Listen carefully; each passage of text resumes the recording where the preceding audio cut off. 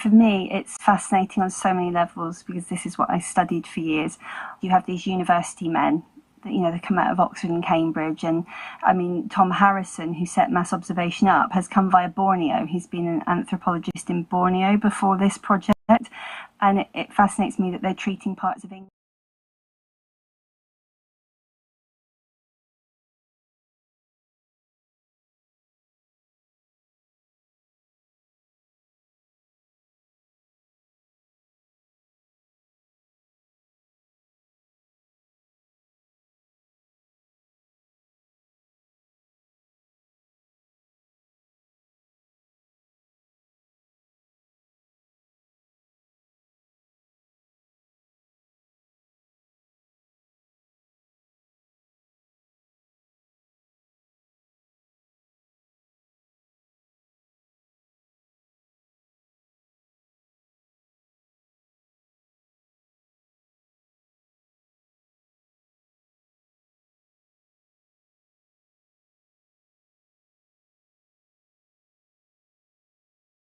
And George Orwell going to the mines and to the factories in the north. And Huxley did call it sightseeing in alien England and admitted to feeling a bit ashamed, understanding he was a tourist in other people's lives.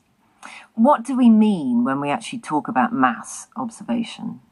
Mass observation, it was a kind of social research project. It was done out of their own money on a shoestring budget. It was set up in 1937, and they were taking these ideas from anthropology, studying, indigenous tribes, and they wanted to apply it to England. They realised that the intelligentsia didn't really understand the lives of working people at all. They trained, I think, about 500 people to go and pretty much spy. They had people with hidden cameras sitting in pubs with flat caps on and, writing down people's conversations. It's quite unethical by modern standards. But actually told us a lot.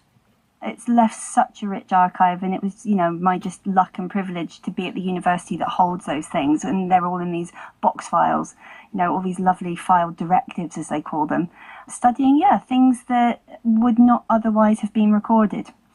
We're going to make a massive leap now, Tanya, if that's all right. And I think this exemplifies everything that we've just been talking about with regard to the late 1930s and early 1940s and the sounds of that time. So if we then compare it to something that went out on Radio 4 in the 1980s, I know, we have travelled so far in those 4 decades. This comes from a series called Soundtrack, which is montage documentaries. This one's called Southside Story, and it's about the work of Southside, which is a children's society home for runaway young people. And this was produced by Kathy Marney. It's very traumatic to be kicked out of home, as it wasn't so much kicked out, but I felt rejected, very much so. When I was 14 and a half, my mother developed cancer, and she was just becoming more and more ill. And it wasn't until she was bedridden that my stepfather told me that she was going to die of cancer. And I couldn't cope with that, not being able to tell my mother what was going on or to talk with her, because no one was allowed to tell her that she was going to die. I couldn't talk to her, so I moved into a friend's house.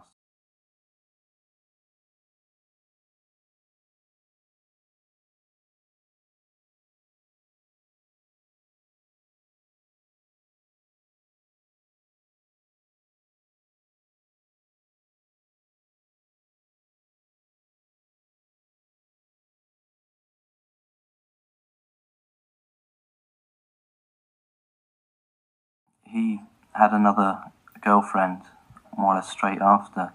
He actually turned up with another girl on the day of the funeral.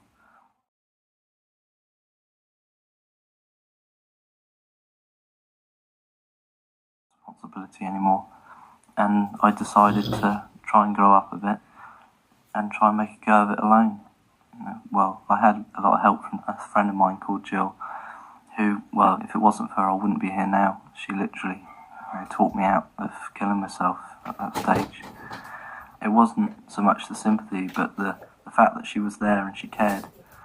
My stepfather obviously had too much to cope with us as well.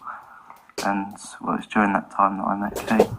I'd already left home twice and gone to live with some friends, but the police got me.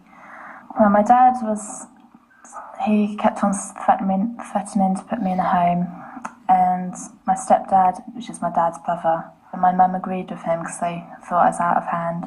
Because I wanted to go out and mix with my friends in the evenings, which they didn't, well, my dad didn't like at all.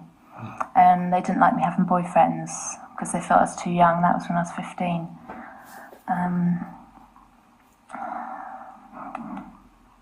One night, I just had enough. They wouldn't let me go out and see my boyfriend. And so I went round my friend's house, and she'd had enough at home. And so we decided to come to Southside together. So we walked to the Samaritans down at Bournemouth.